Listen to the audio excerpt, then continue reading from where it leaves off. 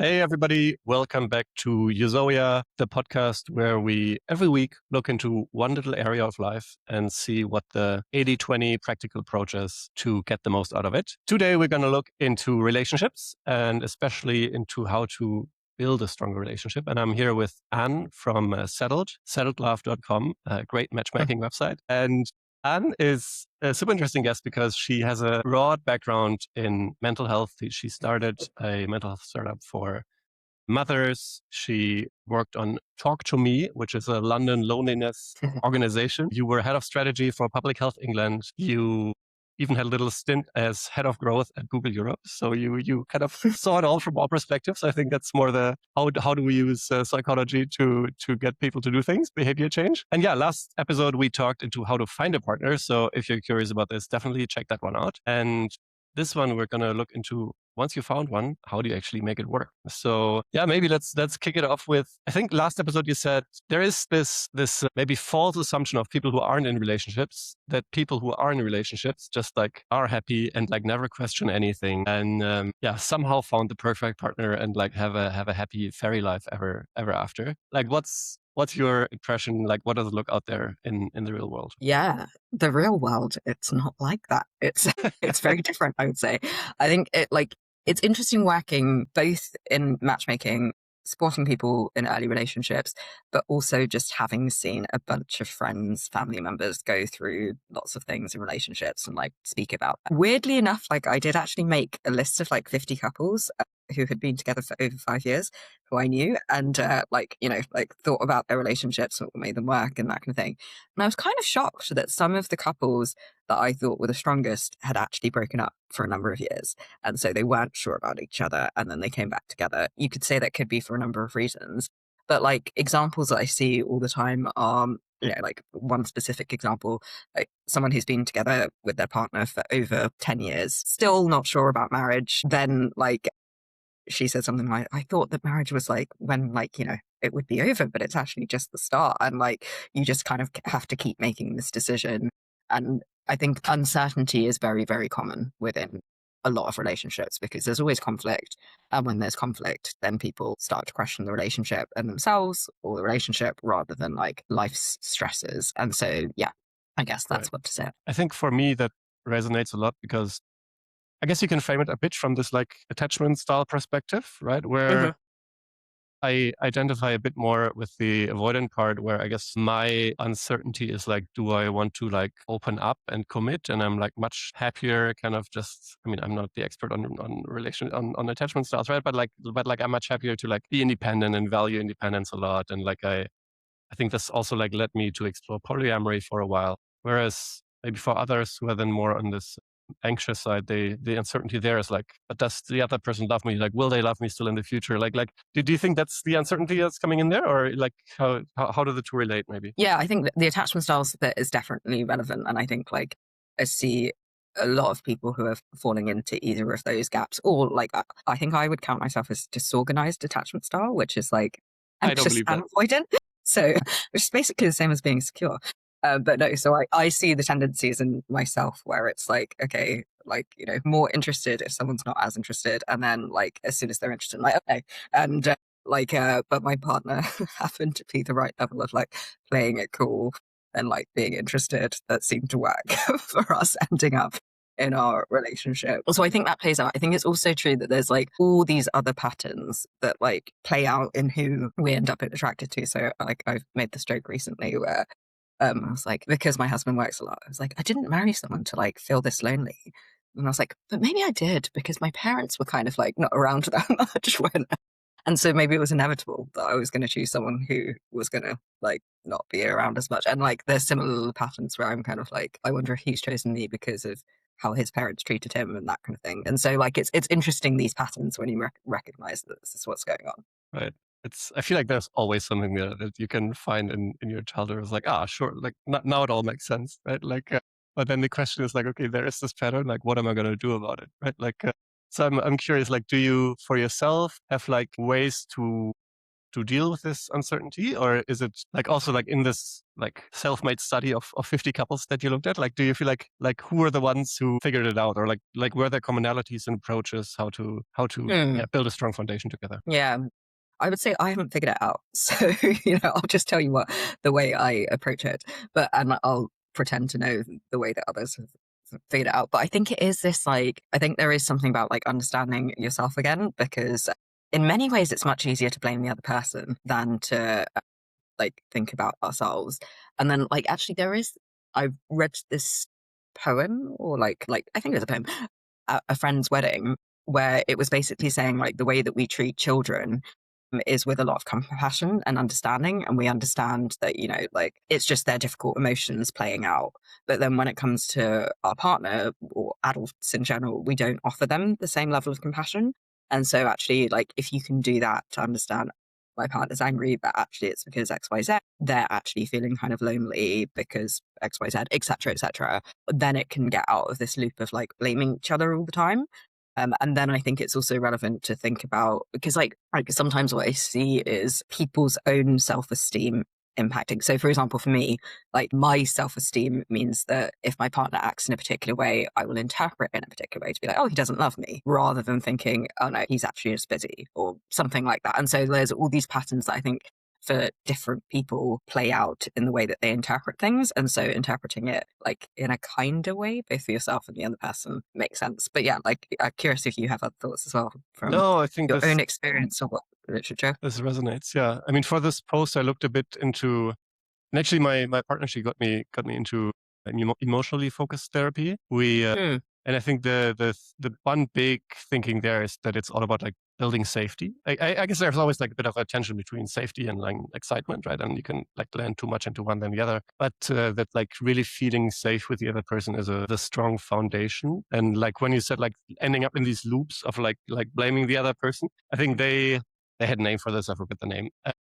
Mm. But basically, the argument was like, yeah, first of all, again, like try to be compassionate with the other partner and try to see like what's actually going on, and also like for yourself, be like it's probably not about this superficial thing that we're like running in circles around. No, but it's about like something deeper down, and it always starts with like trying to see like what is it actually deeper down that's going on here. And often it's like I don't feel safe, right? Like I feel worried that like you're not there for me anymore because you're working. So like I'm not angry about you working. Like it's fine that you're working. I'm worried that like somehow you will leave me, or like you don't value me anymore, or like, and like recognizing this and daring to share this and then receiving kind of repair and compassion from the other person, at least Yeah. according to that framework, is one way to deal with it. And I Yeah. think for us that definitely worked quite often. Yeah. I really like that framework actually, because I've looked a little bit into emotion focused therapy, and I think it's interesting because a lot of couples therapy focuses on like communication, and it just Right. says like you need to communicate better. Whereas I think what emotion focused therapy, again, I'm not an expert, but from what I Right. understand of it,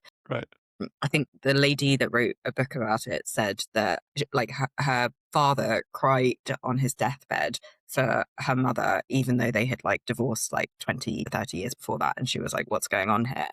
And what she realized is that when people fall in love or they have a deep relationship, it's another attachment. And so with an attachment, it's better to like get a response from the other person than it is to like be alone. And so therefore, like some of this kind of like prompting them and so on is like just trying to be like, get attention. Like, do you love me? Is this still safe? And what emotion focused therapy does is actually it gets you to admit that you do actually need each other and do like each other, rather than Yeah. like just communicate. Yeah, 100%. And I think that maybe resonates again with like what you said about children, right? Like at the end of the day, like we're children who like grew up a little bit, but like this need for care and safety and being seen and attention, that's just the same everywhere, right?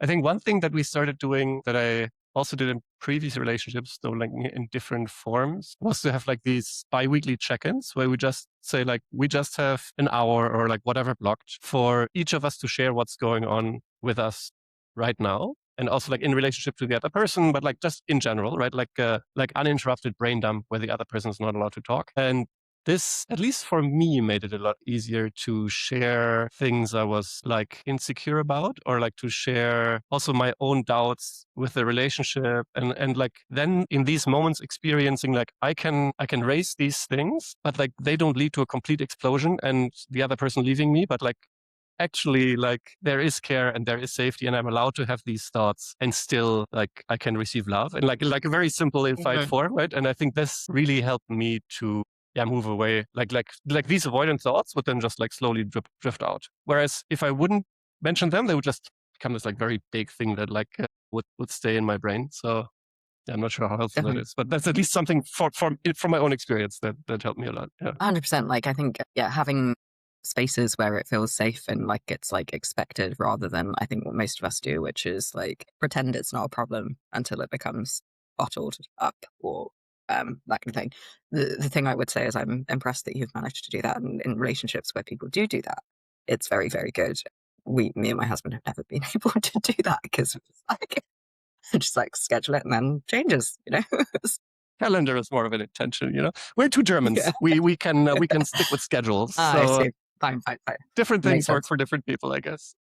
Yeah, I'm curious. Of course, you matchmake some people through Settled, right? Like, and then you often, I guess, sometimes you get to see the beginning of a relationship, right? Like, Mhm. is there things you recommend people to do early on to set a good foundation, or do Mm. like, I guess, also in this study of 50 people, right? But maybe there are some practices there that are worth like trying yourself, or maybe it's also just like chaos and different things work for different people and like we don't have to like distill principles here, right? But like I'm just curious, like maybe there is something that pops up. Yeah, I think there's a couple of things that come to mind. I think it is probably chaos, but if I think about some things that are useful. So one thing is like when we matchmake, we kind of double check things behind the scenes. So like, Hmm. how do both of them feel about kids? How do like you know how they feel about location, things like this. And sometimes people don't have those like slightly deeper conversations until or like push the can down the road, and actually then you know there's people where I see they've been together for quite a while, and then they're like, oh no, we're really definitely on a different page about kids. And I'd say like this is challenging because people do change their minds over time, but actually having like bigger conversations sooner can be helpful. I think that's one thing.